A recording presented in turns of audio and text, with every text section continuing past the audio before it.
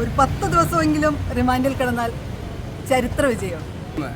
അയാളുടെ ഭാര്യയോ അമ്മയോ മകളോ പോലും അയാളുടെ പ്രൈവറ്റ് പ്രോപ്പർട്ടി അല്ല. എല്ലാവരും ഫ്ലാഷ് ഓൺ ചെയ്തു. ചേട്ടാ, ബോബി ചെമ്മണ്ണൂരിനെ അറസ്റ്റ് ചെയ്ത് സ്റ്റേഷനിൽ കൊണ്ട് എത്തിച്ചിരിക്കുകയാണ്. ഈ അവസരത്തിൽ എന്താണ് നിങ്ങൾക്ക് പറയാനുള്ളത്?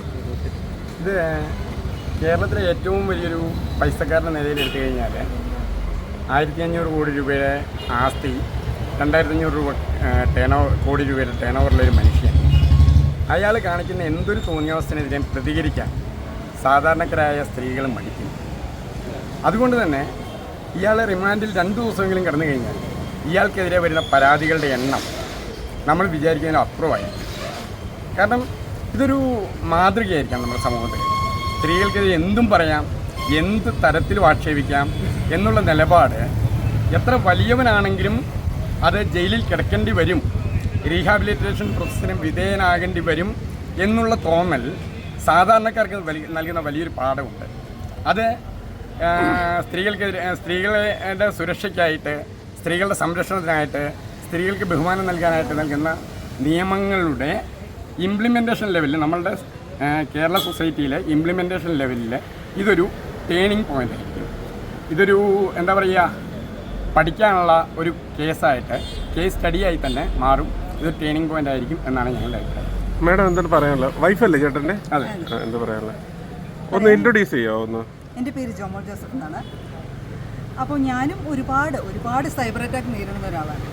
അപ്പോൾ ഒരു സ്ത്രീ എന്ത് വസ്ത്രം ധരിക്കുന്നു, എങ്ങനെ ജീവിക്കുന്നു, അതായത് നമ്മുടെ നാട്ടിൽ നമുക്ക് എങ്ങനെ ജീവിക്കാം എന്നൊരു സ്വാതന്ത്ര്യം നമ്മുടെ ഭരണഘടനയ്ക്ക് ഒരു വിലയും കൽപ്പിക്കാതെ, ഒരു മൊബൈൽ ഫോണും റീചാർജ് ചെയ്യാൻ കുറച്ച് പൈസയും ഉണ്ടെങ്കിൽ ആർക്കും എന്തും ആരെക്കുറിച്ചും പറയാം എന്നുള്ളതിന് ഏറ്റവും വലിയൊരു ഉദാഹരണമാണ് ഇയാൾ.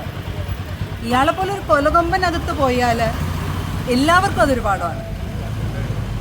വളരെ മികച്ച തീരുമാനമാണ്. ഒരു 10 ദിവസമെങ്കിലും റിമാൻഡിൽ കിടന്നാൽ ചരിത്ര വിജയം. ഇത്രത്തോളം നിങ്ങൾ പ്രതികരിക്കാനുള്ള റീസൺ എന്തായിരിക്കും ചേട്ടാ? ഇതിൽ റീസൺ എന്താണെന്ന് വെച്ച് കഴിഞ്ഞാൽ, ഇപ്പം നമ്മളുടെ നാട്ടിലെ തെറികളെടുക്കുക, തെറികൾ മുഴുവൻ സ്ത്രീ വിരുദ്ധമായിട്ടുള്ള തെറികളാണ് മിക്കവാറും. സ്ത്രീകളുടെ ലൈംഗിക അവയവം, അല്ലെ സ്ത്രീകളെ സ്വഭാവഹത്യ ചെയ്യുന്നത്, അങ്ങനെയുള്ള തെറികൾ തന്നെയാണ് വരുന്നത്. അതിനർത്ഥം സ്ത്രീ എന്ന് പറയുന്നത് ഒരു അധിക്ഷേപത്തിന് വിധേയയാകേണ്ട ഒരു വസ്തുവാണ്, ഒരു കമ്മോഡിറ്റിയാണ് എന്നുള്ള ചിന്തയിൽ നിന്നാണ് ഇതൊക്കെ വരുന്നത്.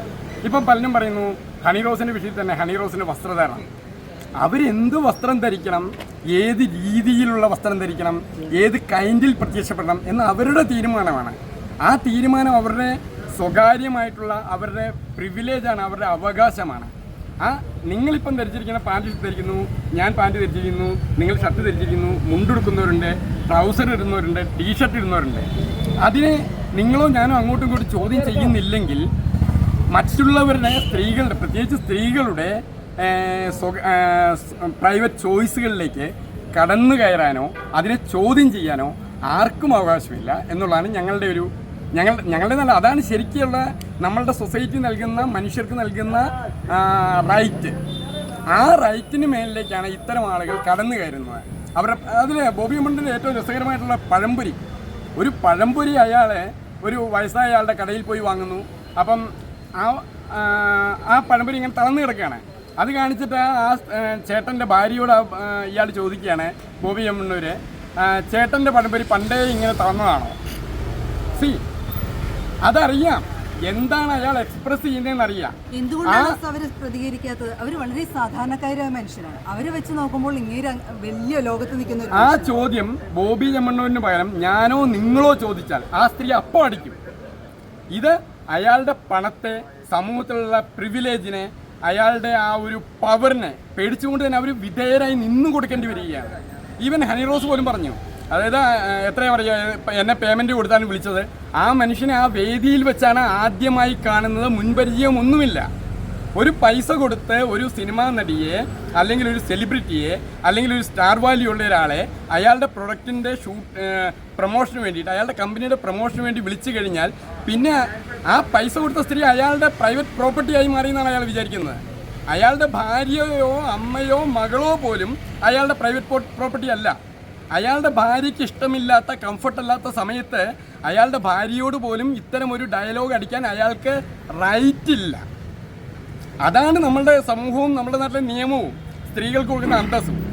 മാഡം, ഇപ്പോൾ ഒരു സ്ത്രീയാണ് പരാതിയായിട്ട് പോയിരിക്കുന്നത്. ഒരു സ്ത്രീ എന്ന രീതിയിൽ എന്ത് ശിക്ഷാ നടപടികൾ കൊടുക്കണമെന്നാണ് ആഗ്രഹിക്കുന്നത്? ഇത് സത്യത്തിൽ ഇയാൾക്കെതിരെ ഒരു ഇപ്പം നമ്മൾ വലിയ വലിയ ശിക്ഷാ നടപടികൾ ഉണ്ടാകുമെന്നൊന്നും ഞാൻ പ്രതീക്ഷിക്കുന്നില്ല. എങ്കിലും ഒരു 10 ദിവസമെങ്കിലും അയാളെ അകത്തിടാൻ പറ്റിയാൽ, ഒരു റിമാൻഡിൽ കിടത്താൻ പറ്റിയാൽ അത് വലിയ വിജയം തന്നെയാണ്. കാരണം നമ്മൾക്ക് ഒരുപാട് പരാതികളായിട്ട് ഈ പറയുന്ന സ്റ്റേഷനുകളിൽ കയറി ഇറങ്ങി നടന്നിട്ടുണ്ട്. ഒന്നിനും ഒരു പരിഹാരം ഉണ്ടായിട്ടില്ല. അപ്പോൾ ഇങ്ങനെയുള്ള ആളുകളെങ്കിലും വിചാരിച്ചിട്ട് എന്തെങ്കിലുമൊക്കെ മാറ്റം വരട്ടെ നമ്മുടെ നാട്ടിൽ. ആരെങ്കിലും ഒരു 10 പേരെങ്കിലും തിരുത്താൻ തയ്യാറാവട്ടെ. പേടിക്കട്ടെ, സ്ത്രീയെ പറയാൻ പേടിക്കട്ടെ. ശരി, ഓക്കെ, താങ്ക് യു. ബോച്ചയിൽ നിന്ന് എന്തെങ്കിലും അങ്ങനത്തെ എന്തെങ്കിലും ഉണ്ടായിട്ടുണ്ടോ അനുഭവങ്ങൾ? ഇല്ല ഇല്ല, ഞങ്ങൾക്ക് പേഴ്സണലി അങ്ങനത്തെ അനുഭവം ഉണ്ടായിട്ടില്ല. പക്ഷേ ഞങ്ങളിത് മിക്കവാറും ദിവസങ്ങളിൽ സോഷ്യൽ മീഡിയയിൽ ഇത് കണ്ടുകൊണ്ടിരിക്കുകയാണ്. കാരണം ഇതൊക്കെ ഇത്തരം വീഡിയോസൊക്കെ പല ഓൺലൈൻ ചാനലിലും നിങ്ങളെപ്പോലുള്ള പല ഓൺലൈൻ ചാനലിലും ഇൻ്റർവ്യൂ ചെയ്യുന്നതിലടക്കം ഈ ഒരു പെൺകുട്ടി ഇൻ്റർവ്യൂ, ചാനലിൻ്റെ പേര് മറന്നുപോയി, പെൺകുട്ടി ചോദിച്ചു എന്നും ഈ വെള്ളയുമാണ് ഇടുന്നത്, ബോറടിക്കില്ലേ? അപ്പോൾ ചോദിക്കാൻ ഇത് ഊരണം. ഒരു അയാളുടെ മകളുടെ പ്രായമേ ഉള്ളൂ. ഓക്കെ, അത്തരം ആ ഒരു പ്രായമുള്ള പെൺകുട്ടിയോട് പോലും ചോദിക്കാൻ ചോദ്യം. എന്നിട്ട് അതേ ന്യൂസ് ഓൺലൈൻ ചാനലുകാർ അവരുടെ പ്രൊമോഷന് വേണ്ടി ഉപയോഗിച്ചു, അത് ഓക്കെ. അതിനുശേഷം ഇയാൾ ഇതെന്തോ പ്രിവിലേജ് കൂടി അതേ ടൈറ്റിൽ കാർഡ് യൂസ് ചെയ്തുകൊണ്ട് ആ പെൺകുട്ടിയുടെ ഒക്കെ ഫോട്ടോ ഉപയോഗിച്ചുകൊണ്ട് ടൈറ്റിൽ കാർഡും വെച്ചുകൊണ്ട് നേരെ ഇയാളുടെ പ്രൊഫൈലിൽ കൊണ്ടിരിക്കുകയാണ് ഫേസ്ബുക്ക് പേജിൽ. സോ എവിടെയാണ് അയാൾ ജീവിക്കുന്നത്? അയാൾക്ക് എന്തും പറയാമെന്നാണോ? അതായത് നഗ്നതാ പ്രദർശനം നടത്തട്ടെ എന്നാണ് അയാൾ ചോദിക്കുന്നത്. നഗ്നതാ പ്രദർശനം ഇല്ലീഗലാണ്, മനസ്സിലാവുന്നുണ്ടോ? അവിടെയാണ് ഞാനിത് ഊരട്ടെ എന്നൊരു പബ്ലിക് ഡൊമൈനിൽ നിന്നുകൊണ്ട് ചോദിക്കുന്നത്. പേഴ്സണൽ സ്പേസിൽ പോലും അല്ല. ഈ സാധനം ഷൂട്ട് ചെയ്ത് നേരെ പബ്ലിക് ഡൊമൈനിലേക്ക് വിടുകയാണ്. അവിടെയാണ് സമൂഹത്തിന് ഏറ്റവും തെറ്റായ മാതൃക അയാൾ കൊടുത്തുകൊണ്ടിരിക്കുന്നത്. ഈവൻ ഒരു പ്രോസ്റ്റിറ്റ്യൂഷൻ ചെയ്യുന്ന സ്ത്രീയാണെങ്കിൽ പോലും അവരെ ചോദ്യം ചെയ്യാൻ ഇയാൾക്ക് റൈറ്റ് ഇല്ല. അത് അവരുടെ തീരുമാനമാണ്, ആ സ്ത്രീയുടെ തീരുമാനമാണ്. അതിനെ ചോദ്യം ചെയ്യാൻ ഇയാൾക്ക് റൈറ്റേ ഇല്ല, മറ്റൊരാൾക്കും റൈറ്റ് ഇല്ല. ഇതാണ് ഞങ്ങൾ വിശ്വസിക്കുന്നത്.